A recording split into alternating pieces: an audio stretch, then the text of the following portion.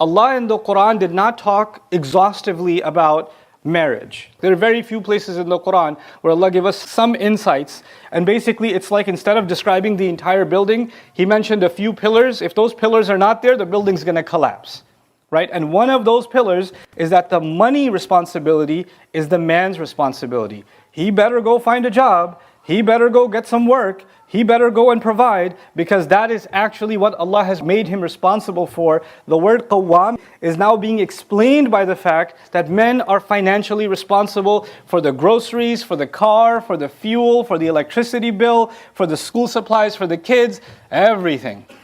Everything. And that starts from the very beginning. When you get married, you take the responsibility of paying a mahr, a dowry. Right? And some people, they love to have a high number for the dowry for their daughter. They say it's going to be 100,000 or 50,000 or 250,000 or whatever. They put this crazy number. And they're like, no, it's okay. You don't have to pay it now. It's okay. But mashallah, we should have a number that looks good. And then people are married for 20 years and the guy hasn't paid his dowry. That's ridiculous. Because this is a condition of making a marriage valid. You can't put that off. You can't just keep kicking the can down the road. And a husband isn't even allowed to say to his wife, hey, by the way, can you give me a discount? I know you put 50, can we take a few zeros off of that? Or how about I give it to you, not dollars, can I give it to you in rupees? Same number.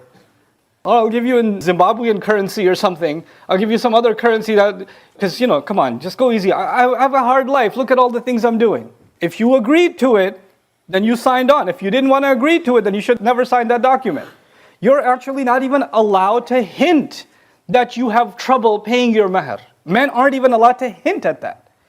فَإِن طِبْنَ لَكُمْ عَن نَفْسٍ مِّنْهُ شَيْئًا. And after you pay the dowry, like a monthly payments you're making, you give her like $500 or something, $100, whatever you give her, that's part of your dowry that you're paying off. And you pay her and you're like, fine, here's your monthly, this week was really tough. This month was, you can't make none of those comments. Once you're handing that money, you're not even looking at that money anymore. It ain't yours. That's part of being a man, according to the Quran. It's part of being rijal qawamun ala nisa. One of the reasons I was pushed to give this lecture is because lots of people email me all kinds of questions. And there are many men around the world whose wives are being told to go get a job and work while they're sitting at home. Muslim men. And they're saying you have to obey your husband. What religion is that? Allah Azza wa Jal made men responsible financially. And they can't even say, we're having a hard time, you need to earn this or that. Look, if there's a desperate situation and a wife decides to go get a job and support financially or do on her own, that's a voluntary thing she's doing that she cannot be told to do. And if she does that, if she does get a job, if she does have a business, if her father left behind some stores or some property in her name, and you're like, can we get some of that too? Because I'm your family. No, that's her money. You can't touch it. Allah made this equation in which she has a financial advantage, meaning your money is basically hers, and her money is hers. And you can't look at it. You can't keep your eye on it. What happened to that jewelry? What happened to that? No, that's not yours to touch. That's not yours to touch.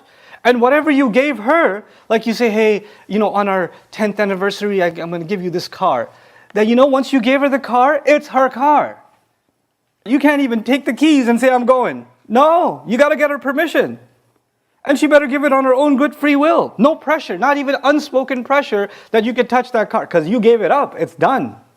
It's done. وَآتُوا النِّسَاءَ صَدُقَاتِهِنَّ نِحْلَةً. Give women their gifts happily and freely. Don't even think about them again. So this financial sense that men are supposed to have is critical, and Allah mentions that as one of the first conditions of what makes a marriage work. What makes them men.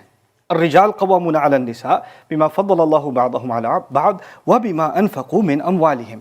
When they take that kind of responsibility, where the wife doesn't have to ask, we don't have money for groceries, we don't have this, I got to give you again.